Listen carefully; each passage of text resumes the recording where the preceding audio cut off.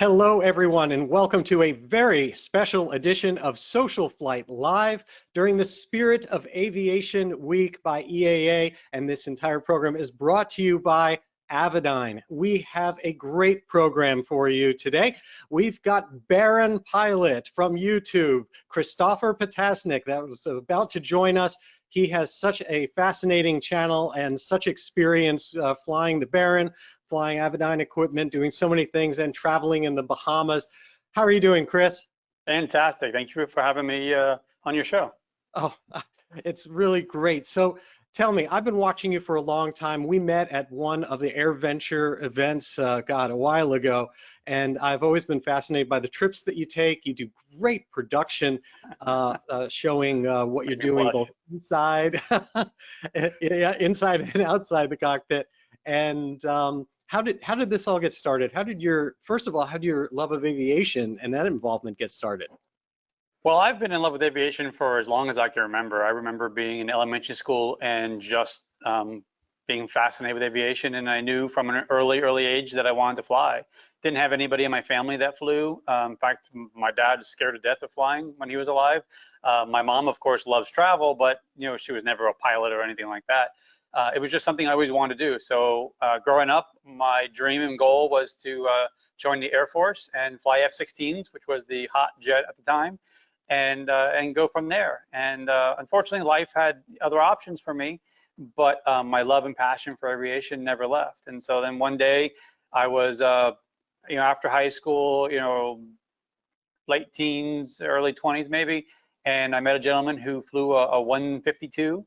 And we got in conversation, and that was it. It sparked my love right back up, and I picked up everything I could possibly get my hands on to learn more about aviation, and then finally took my first lesson. And well, it's like the saying goes, it just takes one flight and you're hooked. So that was me.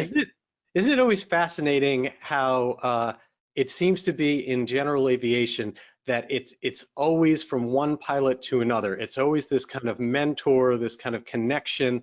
Even if it's just one flight, that seems to be what hooks people. It's that person-to-person connection. Absolutely. I mean, I tell everyone when people ask, should I learn to fly or not learn to fly, basically what I tell them is that you'll know instantly. You either love it or you don't. There is no in between. There is no, it's okay, I can do with or without. If it's in your blood, if it's in you, it'll never leave you. And that's why when people reach out to me and they ask me, hey, I'm now in my 50s or 60s or wherever they are in their life, should I do it? Is it too late? And I'm like, if the passion's there, pursue it. And the same thing for the people who are 18 and they're like, well, I don't know if I can afford it. And I'm like, well, look at me. I mean, it will never leave you if it's truly your love and passion. And hence why Baron Pilot eventually came to be, because that was my idea of sharing the love and sharing the passion and trying to motivate people to get into flying. And that's, Baron Pilot isn't about Kristoffer at all. That's why you don't see my name in it, and I rarely speak my name, because it's about aviation, promoting aviation, and hopefully getting more people involved and preparing for the future and the next generation.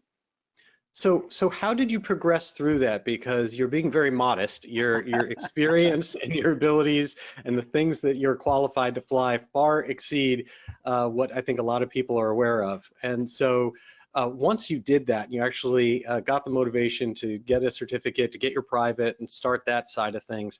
How did you progress from that point forward? So once I got my private, I basically went on and needed to get my instrument rating. And so I was working in TV production, which is kind of my main industry still to this day. And I had a window, a gap. So when I did my private, I started and stopped all the time. And so I was that typical story. I was young, didn't have a whole lot of money. And so I'd get some money up and I'd go and I'd take a lesson or two or three, and then I'd go a week or more without flying until I got more money up. And so it just took forever to get my private pilot. Well, fast forward, now when I went to get my instrument training, now I had a career. I had already had my kids. I had 2 kids at that point. And so I was finally financially in a situation where I could afford to just dive into it. And that's what I did. I called up a flight school and I said, hey, I have 30 days. I'm like, I'll go 2 times a day, 3 times a day. I don't care what it takes. I got 30 days. I have to get this done. And the flight school was great. They brought in a new instructor who was coming. They had him come in early just for me. And for 30 days, I had an instructor set to me, and then I got my instrument rating. And then I eventually progressed on and got my commercial multi Didn't think I'd ever want my commercial single. I wasn't going to be a flight instructor. I wasn't going to tow banners or anything like that. Then down the road, I decided, well, maybe I want to fly a Pilatus or something for somebody, so maybe I should do that. And then got my commercial single add-on, and then of course eventually got my ATP, and then I'm typed in a few airplanes, and the rest is history. Wow, that's that's fascinating. Short and sweet version of something that's obviously took a lot more than that. And I love that you gave the flight school the 30-day challenge. Like it wasn't to you, it was to them. Well, Like yeah, you've got 30 days. I'm ready to go. Right. You got to do your part, but I'm gonna make it.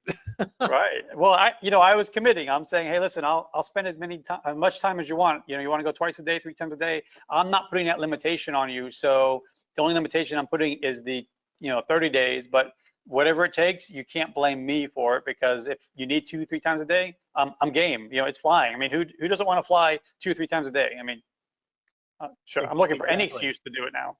You can never get enough of it. Right. Exactly. So, one of the things that interests me is that obviously, I mean, you're Baron pilot, which is a twin, and you mentioned very early on you went for multi-engine, and that's something that people seem to choose one path or another during their training. And of course, there was a time in history when multi-engine was really a more significant way than it is now in terms of piston twins. What drew you towards first twins and going in that direction, and then towards the Baron?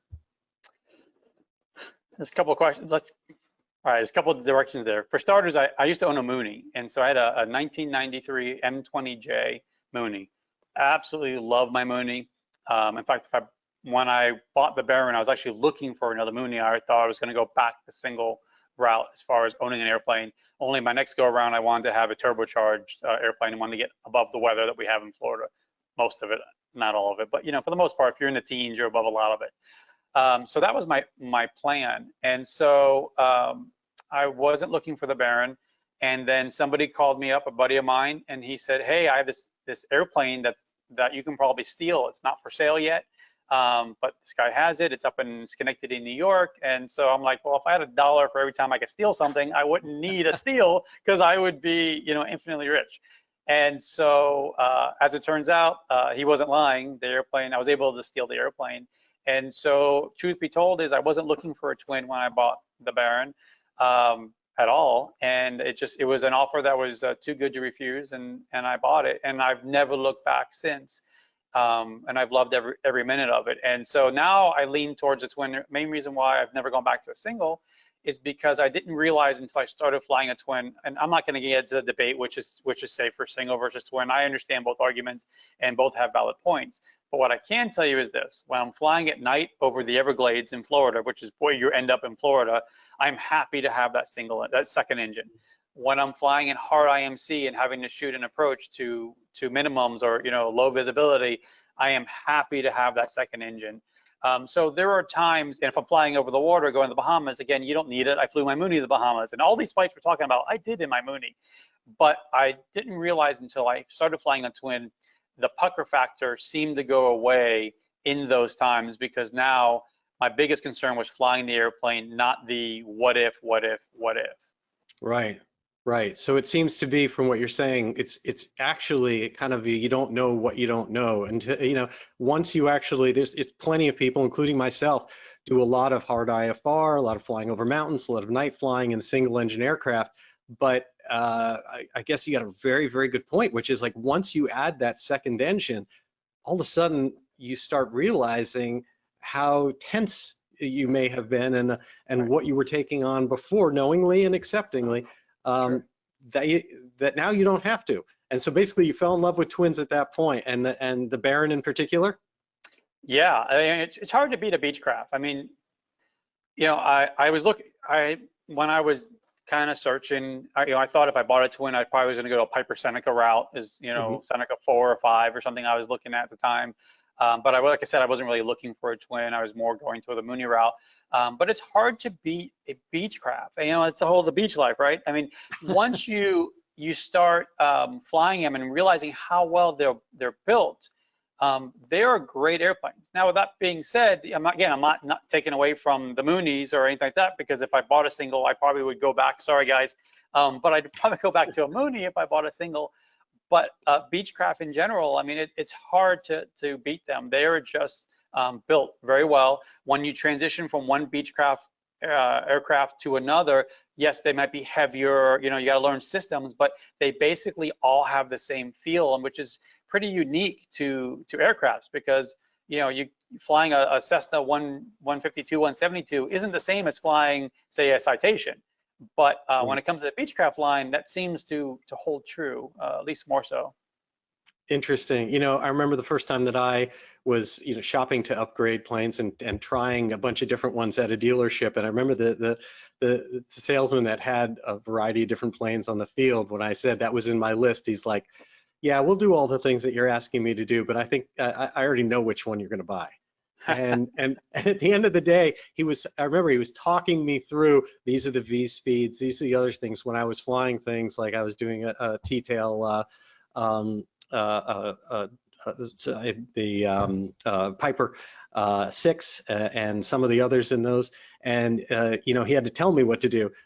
Once he put me in front of the 836, he didn't have to tell me anything. It just landed itself. So I get exactly what you're talking. It's really, you really get attached to that. So you're there, you're flying, you're in love with the flying the Baron, and obviously your background is in videography. How did this evolve to going from you and this to your passion and the advent of Baron Pilot? So it was a pretty natural transition, but if I'm being honest, it never crossed my mind. I actually, at one point, I was actually trying to produce a aviation television show, but at the time when I was looking to do it, I had zero interest in being the talent. I was going to be behind the scenes, and I wanted to have a aviation show for broadcast TV. And so having the segments and different segments on different things and talking about equipment and what have you. And but I never thought I would do this. And then I was flipping through YouTube, and if I'm being honest, for those who don't like my channel, you can blame Greg from Premier One Driver, because he is to blame for the whole reason why Baron Pilot exists. Because I don't think there's anyone who doesn't like your channel doing that. You got some pretty fun stuff out there. So Premier One Driver, he did that, huh? He did that. I flipped on his channel. I'm like, 45 minutes of someone just flying an airplane and not a whole lot of editing for time and what have you. And I'm like, well, if this guy can do this, then all right. And I went and I bought one camera, one GoPro camera, and I put it in the airplane, and I didn't even have cockpit audio, and I put it up on YouTube, and that video got like 500 views or 1,000 views or something. And I was like, wow, who'd have thought, right? And so that was amazing to me that many people watched a video that I put up. I was blown away by it. And so I put a second video up, and it's just music to it. There's no cockpit audio. And then after the second video, I'm like, well, I need cockpit audio. So then I bought a second camera, and then I went into 2 cameras and started recording cockpit audio. And then of course it just kind of evolved. And next thing you know, it took on a life of its own. I remember I hit 500 subscribers, and I'm getting chills right now. I don't know if you can see it, but I literally was blown away by the fact that I had 500 subscribers. That was just, I was in awe that 500 people would want to subscribe to my channel, because I'm just Kristoffer, and people are watching this. And that was probably the turning point in Baron Pilot's existence, when I said, okay, well then let's do this. And then it evolved, and at times I can have up to 7 cameras, and trying to put more effort into the content and actually think about what I'm doing and actually think about what I talk about and the trips and what have you, opposed to initially when it was just, all right, throw a camera up, let's see what happens. And right. Now I every single video I do, my goal is to make it better than the previous video. I don't know if I succeed at that every time, but that is ultimately my goal, is to constantly improve it, as well as give something different. So it's not the same thing. Even if the flights are similar, let the content somehow be different. Right. Did obviously with your videography background, you had a lot of expertise going into it, but was it a challenge, that evolution from 1 camera to 7 cameras, to understanding what works and what doesn't? I mean, there's a lot to that. The hardest thing for me is I'm my own worst critic. And don't get me wrong, social media is great at being critics, right? Keyboard warriors are great at telling me what I'm doing wrong. But I am my own worst critic when it comes to, I've yet to ever produce a video that I thought was great. I want better quality out of it. And I don't know that it's even obtainable for me if I'm being totally honest. But that's kind of the goal I set for myself. And then the other thing is that it's been beneficial for me as a pilot because it has allowed me to watch myself from a third person perspective. And no matter who you are, you don't see yourself the way other people see you. And that includes when you talk, little quirks or ticks. Like I found I had little ticks where I constantly would rub my fingers together, or things I would say on the radio, my speech. So again, not only do I try to improve every video, but I try to improve as a pilot after going back and editing a video and seeing things that I could have done differently. Even if it's minute and insignificant to safety, I still will try to constantly improve. Right, right. And if there's one thing that we all know from putting videos on YouTube that have anything to do with flying, is there will be someone that will find something that you can improve about your flying, and you will hear about it. Oh, I can tell you, I'm a horrible pilot. I have no idea what I'm doing. There are people who would never get in an airplane with me, and the keyboard warriors are the keyboard warriors, and I can't do anything about them. And honestly, to some level, I appreciate them because it keeps me constantly checking myself, even though I don't necessarily agree with what they say. Well, I guess feedback's good for everybody, no matter what. And by the way, for the record, I would fly with you any day, no problem. Thank you. So you created the Baron pilot. This starts to take off, and so much of what you've been doing lately seems to be community centric. It seems to be you're getting into fly-ins, you're getting into getting people together, and especially with the Bahamas. And that's something I'm fascinated with. I'm looking forward to planning a trip. In fact, we were going to be doing that just before the pandemic hit and had to actually cancel our trip. And so demystify the Bahamas for me. Sure. Okay. Well, there's a couple of things you touched on there. For starters, is that yes, I try to do things where I get people together, not because of me, because by the way, this interview is the hardest thing I've ever had to do. I talk about aviation. Talking about me is not in my agenda, but I do like to show people that aviation is a family. And it's kind of like police officers, right? You put two police officers in a room, they can be on opposite sides, and somehow they'll sniff each other out. And the kind of pilots are the same way. You put two pilots in a room. Of course, the old saying is, how do you know someone's a pilot? They'll tell you. But besides that, you'll key in on something someone says, and so I've learned that we're a family. And so I tried my first step of that was doing collaborations, and that's why, I've collaborated with Greg, Premier One Driver, Nico from Nico's Wings, and a few others. And I try to, Josh, from Aviation 101, and I try to get even more people together, and I'm trying to collaborate with more people, not for sake of channel growth, because honestly, it doesn't grow my channel. I've never done a single collaboration that's really benefited my channel from growth. But what I want to show is to people who aren't in aviation or considering aviation is that we are a family, and that just by the mere fact that we are pilots. I mean, I met Greg because of the channel, and Greg and I are, from Premier One Driver, are close friends. And what is our bond? Or our bond started with aviation. And so I feel that way about anyone who's a pilot. If you're a pilot, you are a distant cousin of mine. Now, like distant family, we may not all get along, but ultimately we're family. And so with that, then evolves into my next phase, which I haven't officially announced yet, but I guess I'm kind of going to be announcing here, which is I'm looking to do a get together, which is going to happen in October. Fingers crossed, if at this point COVID has moved on and set aside. My goal is on the Columbus Day weekend is to get a bunch of people together and fly to Bahamas and go to Old Bahama Bay in the West End.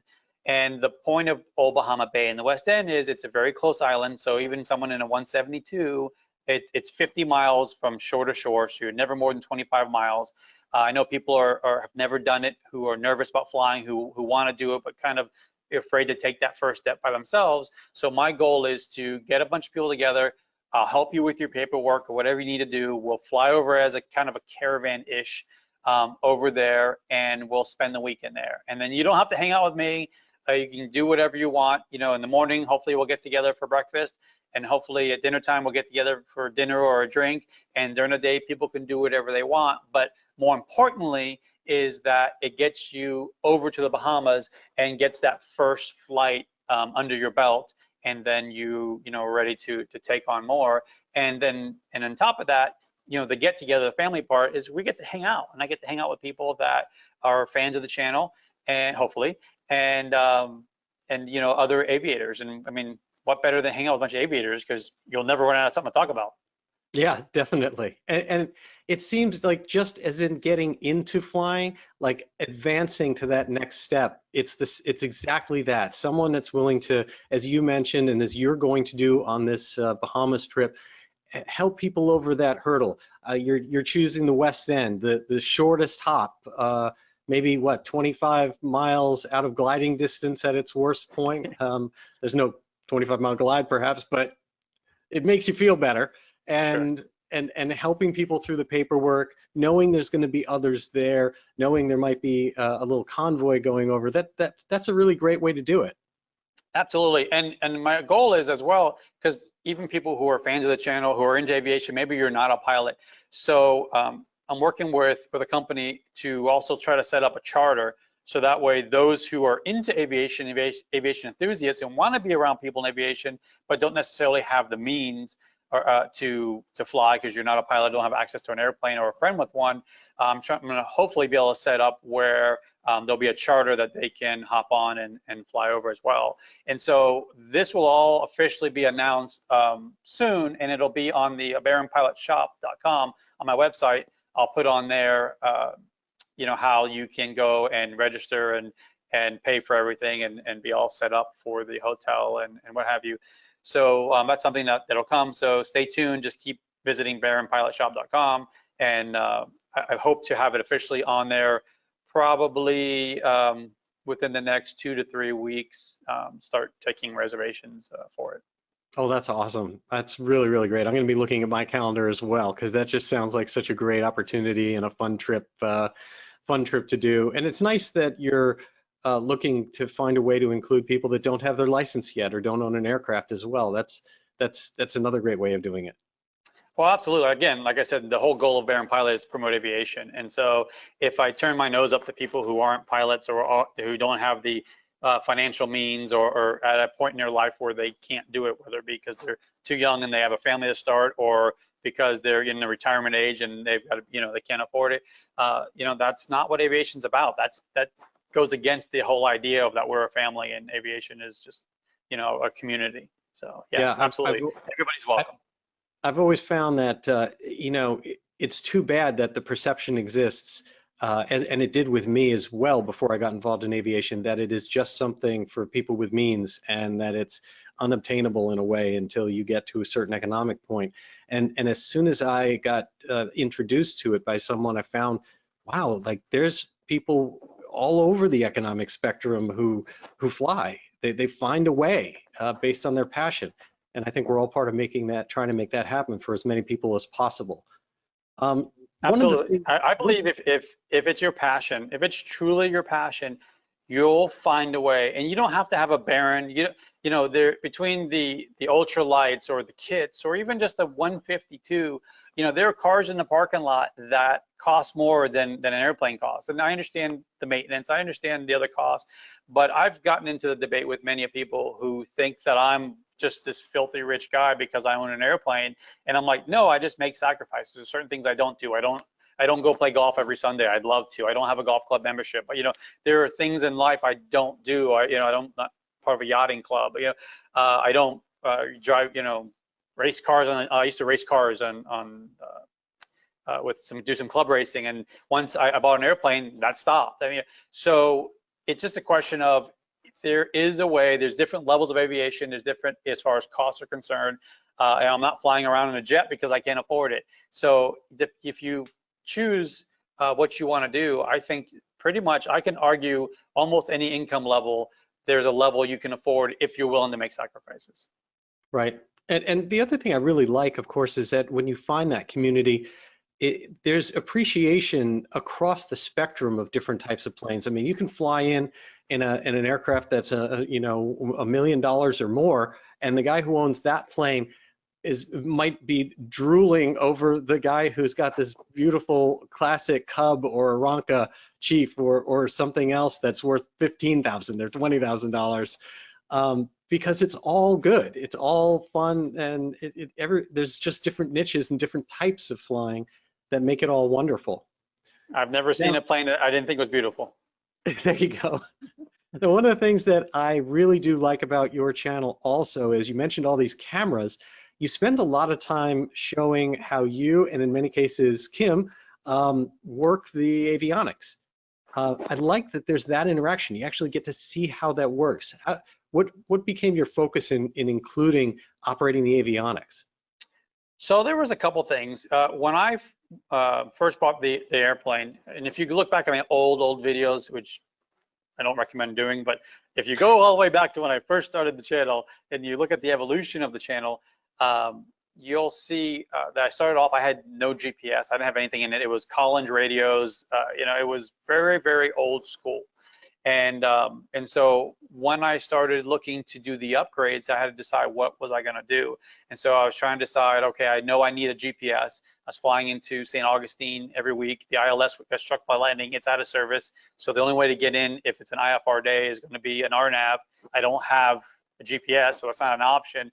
And so I got to the point where I'm like, I know I have to do this upgrade, even though I don't want to spend the money and can't afford to spend the money. And so I was trying to make the decision on what to do. And so I started going online, trying to look and see different avionics, which basically puts us down to either the GTN or the IFD. And there weren't really any videos online, that at least none that could keep my attention, that showed how they worked, other than like a sales demo thing. I wanted to see them in flight. I want to see real action on how they work in real life, not in just some staged, demo mode. And it just didn't exist. So, so at that point, I had to make a decision what to buy. Thankfully, at the time, Avidyne had a simulator. And their simulator actually was free. Garmin was charging for their simulator. And so I had owned the GNS 430 before, but I knew the GTN, even though it had the same, it was Garmin, it was going to be a completely different learning curve and different unit. So I couldn't get my hands on the GTN. I got the, without paying for the simulator, which I thought was absurd. Avidyne had theirs for free, so I went ahead and downloaded the Avidyne, played with it, and then I fell in love with it. I'm like, this is exactly what I want, which to me was an FMS versus a GPS. All right, in the end, they both do the same thing. And it was like Mac versus PC. They both do the same thing, but in the end, it's how they do it. And so when I realized that the Avidyne's like an FMS, with my little bit of my background I have with flying jets and stuff, I'm like, I understand this logic. This logic makes more sense to me. And so it became a no-brainer.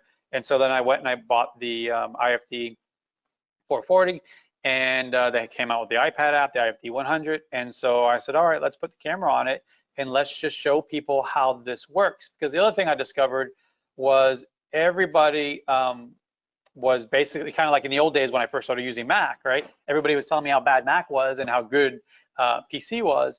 And that's kind of what I discovered with the Avidyne route, was everybody was trying to talk me out of Avidyne, and I couldn't understand why. I'm like, if you've touched it, if you put your hands on it and fly it, I promise you'll love it. Kind of like I said about Mac, and nobody, nobody believes you unless you actually see it. So I went ahead and started putting a camera on there, and started showing, this is how you do it, and then I started getting a lot of feedback from that, from just people who were in the market, who basically came back and said, I had zero interest in Avidyne, but now watching your videos, now you've opened my eyes to it, and now I'm going to dig deeper. And ultimately, that's all I care about. It's not my job to direct anyone in any one direction, but just like with aviation, I want to share the love and open people's eyes to it. Part of my thing was trying to open people's eyes to the Avidyne units, so then they can make an informed decision. I don't care what decision you make, because you're the one that has to fly it, but make it on an informed basis, not on perception. Right. Right, and I mean, I've been a fan too. Put them head to head. That's what I chose to install on the Bonanza, and also what we're installing here on the Mustang, because it's going to have to get places to shows, so it's going to have to be IFR capable.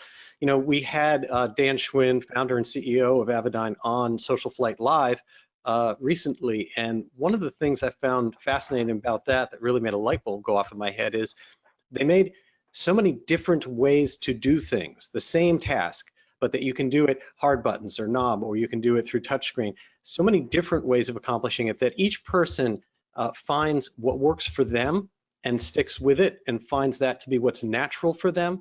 And it kind of is a different unit to different people because of that.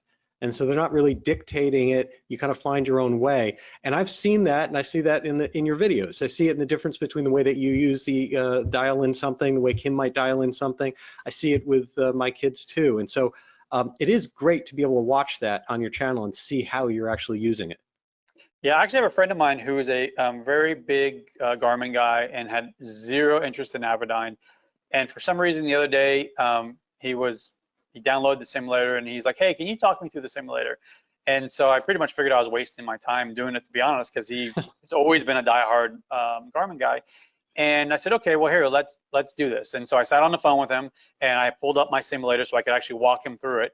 And we put in a flight plan. And I said, okay, let's do this flight plan. And so we put them in together. You know, I did it on mine, he did it on his, and he was in somewhere else in the country. And he was like, well, that's pretty cool. And I go, you think that's cool? Now erase it. We're going to do it again. And so then I had him erase the flight plan. And the second time I had him not expand when you're on the FMS page, not expand the flight plan out to be on the full page. I go, now enter it in and watch the map as you're entering it in and as you're putting in the Victor airway. Look at how you can see everything. And by the time I was done, surprisingly, and this is, you know, he was, okay, I think I want to put an IFD in my airplane, because he had just bought a new airplane that had a GNS in it. And I sold him on, you know, I mean, I wish I got a commission on it, but yeah, I basically sold them on it. And again, like I said, my goal isn't to sell people on anything. My goal is just to open up your eyes to see it. And he was convinced for exactly what you said, because there's multiple ways to do it based on whatever's more comfortable for you. But not only that, the logic there's a logic to it. There's a flow to it. You're not just bouncing around, going to 3 pages in to find something. Everything has a flow and a logic that to me makes perfect sense. That makes sense. And I also notice you interact a fair amount using your iPad and using the IFD 100 app, so you can actually control your panel mount avionics, whether it's radios or navigation or entering a flight plan, direct there through your app. So one of the things that I hate about Beechcraft, can't believe I'm gonna say this, is that my stack is over here. Right. I wish it was here. And so because of that, it's not, when I'm flying hard IMC, particularly when I'm not with Kim, it's not ergonomically correct to be sitting there hand flying and then having to turn my head and then reach over for the unit. I don't like that. I want to minimize my head turns when I'm sitting here hand flying and then I'm flying in hard IMC. So for me with the IFD, I could put it right here. We're at my fingertips. So the idea of the IFD 100 on the iPad, in fact, my older videos, I used to have 2 iPads up, and the whole purpose of that was so I could have the IFD 100 right here where my arm would sit on an armrest, and it would sit on the armrest, and it would literally, I can just tap it to put in anything I want in the IFD, because you can do everything except for swap frequencies. So I can, that's the only thing I have to reach up for. And in fact, even that, you could put a remote button if you wanted to on your yoke. So, so that's why I went that route. And now, because I fly so much with Kim, she's in the airplane, and I'd say I taught her, but she pretty much taught herself how to use the IFD. So now, because I have her and I can just tell her what to do, I now run Flight mainly on my iPad, and that way I have the interaction with Flight right there, and she's my human IFD 100. Wow, that's very cool. Now, you mentioned a few times you just dropped in there the word jet, and so I know you've got some experience flying jets. And I saw one Let me of pick your that videos. Was that? It's kind of like name dropping. Here, let me pick up that name I just dropped. Yeah, exactly. I didn't mean to do that. Sorry. Yeah, that's the pilot thing in the room. Yeah, well, when I'm Right. flying turbine. Yeah. So I did see that you've got a video out there of you flying one of the first Avidyne equipped citations. What? Tell me about that. Yeah, I was very fortunate. It just so happened to work out that I was going to A&J Aviation. They're the ones that did all my, I just did an Avionics upgrade, which I haven't publicly released yet because I'm trying to catch up on videos. That's a whole nother problem, being behind, having 3 jobs. But so while I was there, they had just wrapped up putting in an IFD 550, actually dual IFD 550s in a Citation Encore jet.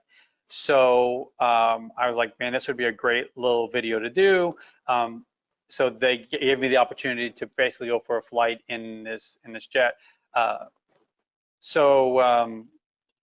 me, it was a great experience because, so yes, I do some flying. Again, here I am talking about myself, not comfortable. So I do some flying. I do some flying in citations. I fly, the old Citation 1s and 2s. I also fly in the Citation 650, and I'm a single pilot type rated in the Citation Mustang. So because it was an airplane that I was familiar with and comfortable with, I had the opportunity to kind of show this unit, because I was actually very proud of Avidyne that they now are putting these units into these jets, because truth be told is that when I'm flying, I'm flying with Garmin units, Garmin GNSs, the old GNS 530s in most of these older airplanes, and now they're starting to upgrade them, and people are putting in GTNs. So one of the airplanes, one of the 650s that I fly, actually has a GTN in it, and one of the things that I don't like about it is not the unit itself, it's the interaction with the airplane. It doesn't all interact. So while I can fly a RNAV approach, I can't do it coupled with the autopilot, because that's not the way the FMS is, the way it's wired. The GTN can't connect to the FMS, and ultimately the autopilot's connected to the FMS. And so if you want to fly, you have to hand fly an LNAV approach. Not the end of the world, but in corporate aviation and in jet life, typically, you use autopilots for a lot of this stuff. And so I found that once Avidyne had that, I was like, this is huge. This is big news, that not only can it take over the FMS, basically replace the brain and the hardware for it, but it does it seamlessly where your autopilot and everything works. And so I wanted to do a video on that. And I don't know how well I showed that, because I had basically, one small little window, one small little flight to do this as we delivered the airplane back to the company. But that's ultimately what I was trying to do and trying to show off, because I thought that was pretty big. And I think people, again, you could put in whatever you want, but I think people just need to know and be informed. Right. I've always found it fascinating. It's not always evident, since there's such a division in terms of a leap between moving from pistons to jets. A lot of people don't realize that the technology, avionics-wise, in many of those aircraft actually lags pretty significantly where GA has gone. And so it's a lot easier to use the navigation systems in many general aviation aircraft that have been upgraded for $20,000 or $30,000 instead of $300,000. And as you mentioned, so having the ability to put the unit in, but it not even interfacing with the aircraft, and you still actually having to, for flying with your autopilot, program your FMS. Ugh, that doesn't sound like a lot of fun. And when you actually upgrade to things that we consider normal in general aviation, it must just totally transform the cockpit of a jet. Absolutely. It's funny. I remember the first time I flew, a buddy of mine's a captain on a 737, and he flew in my airplane back when I had my Mooney. And I remember being boggled, because he turned to me and he said, "You have more information in this airplane than I have in a 737." And I thought the guy was insane. I'm like, there is no way. Like, he's my friend, and I know he's not lying to me, but I just I don't see how that's possible. And then fast forward in my aviation career, as I got into jets, I quickly realized, holy cow, he wasn't kidding. I remember that conversation, because there are times I'm like, man, I wish I was in my Baron right now. because I Yeah. have way more information in my airplane. Yeah, And so, we don't we don't want to scare anyone too much with that, but that is actually probably the case.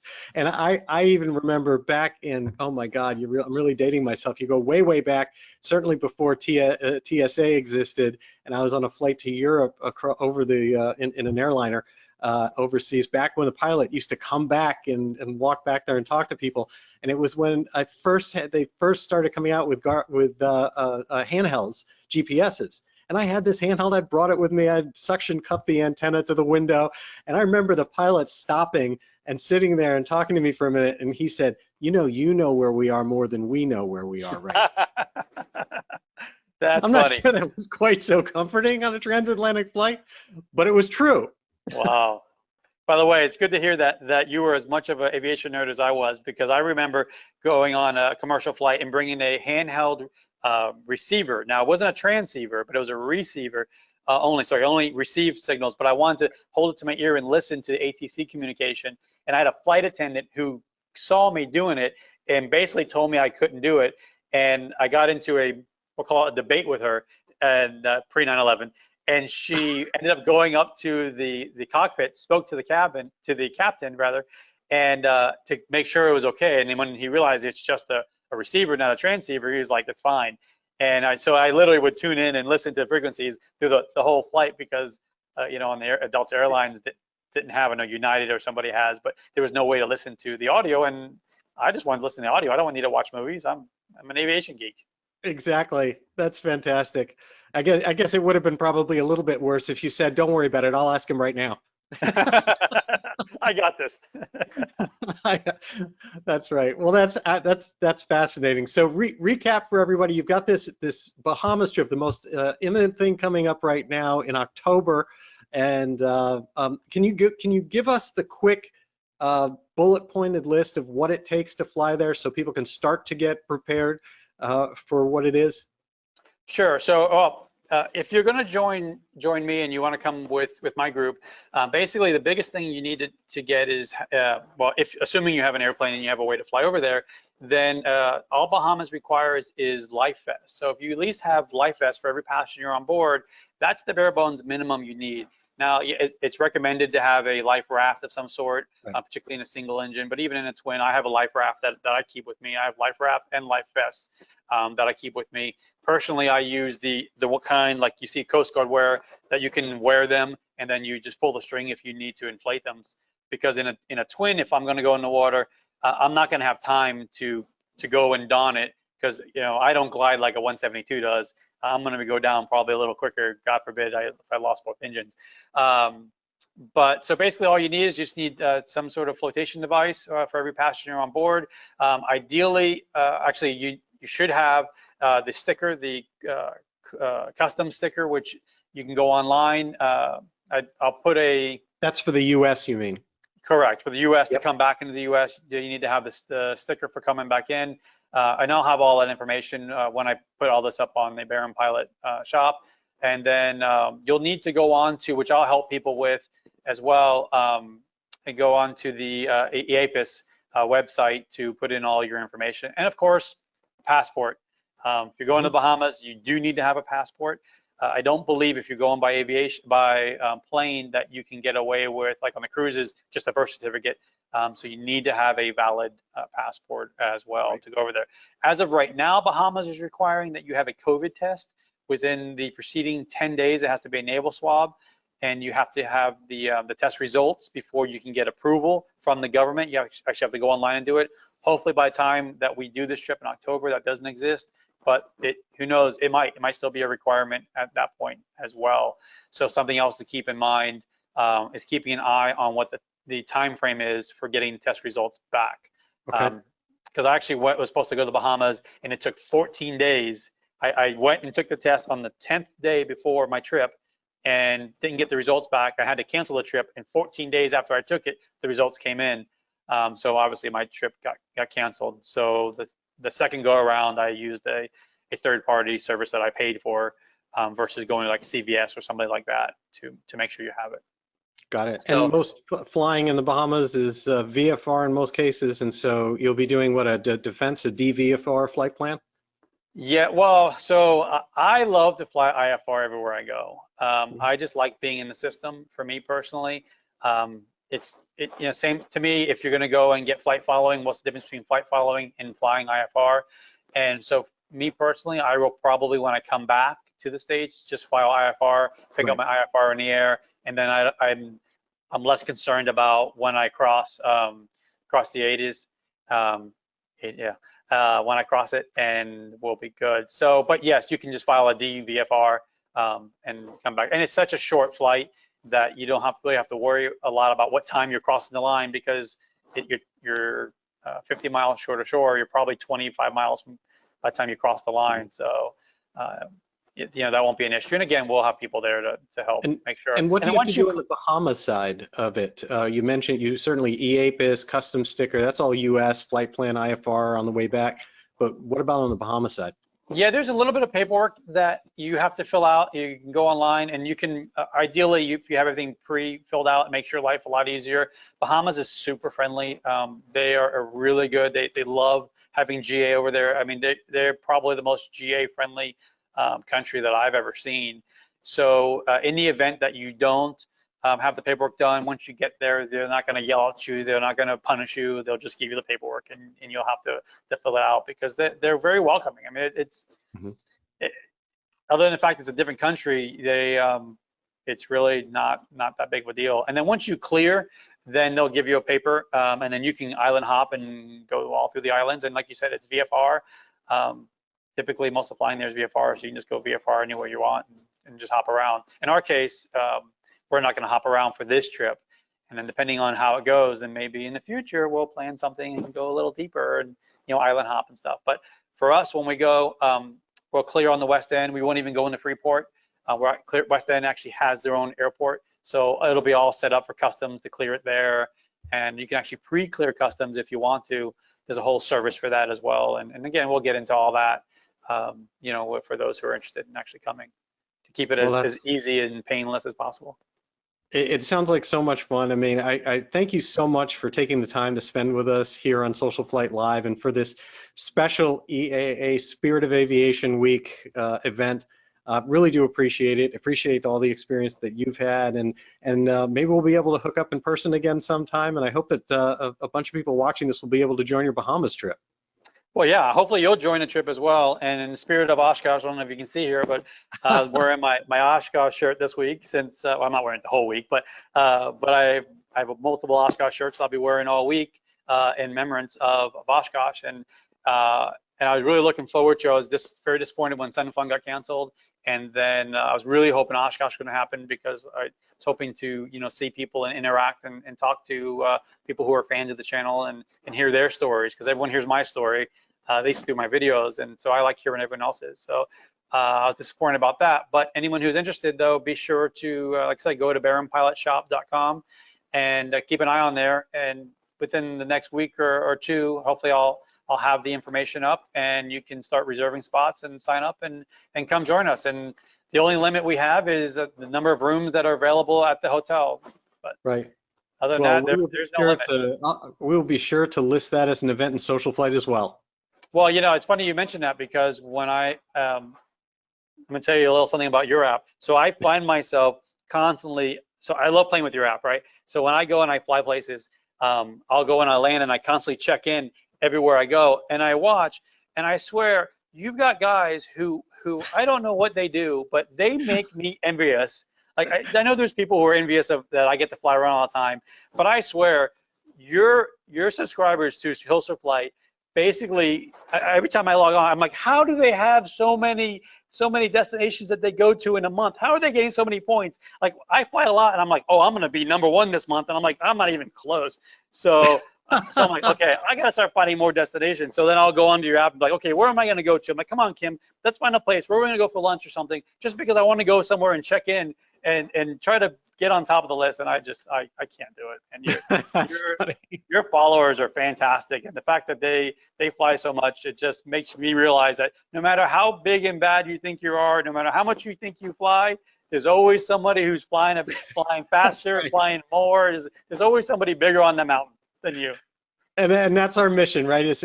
Our mission at SocialFlight is to support general aviation, to get people flying, to get them flying more. And you're referring specifically to the Fly to Win challenge, where we're always giving away prizes and people get points for checking in just for flying.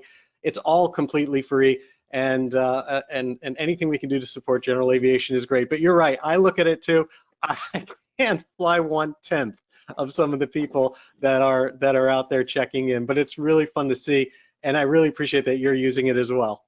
Oh no, I love it. And the worst part is I know they're not cheating because you can't go to the same airport within the month. So it has to be a different airport. And so I don't know. I want to meet your top people. Hopefully they come to Oshkosh. I want to know what they do and how they do it. So Oshkosh next year or Sun and Fun, come by, come see me and tell me what. I don't know. I don't know how you fly. We'll have to have that as one of our guests. Absolutely. That's actually a good idea. Put your top person on here. I will definitely want to tune in for that. Absolutely. Well, Kristoffer Patasnik, thank you so much. And Baron Pilot, to everyone who's watching, be sure to go out there on YouTube. If you're not already a subscriber, which I'm sure many of you are, check out all of Chris's work on Baron Pilot. It's a really great way to see some wonderful adventures, how to use everything from flying the aircraft to the avionics. And I just want to thank you for coming on the show and for everything you do to support general aviation.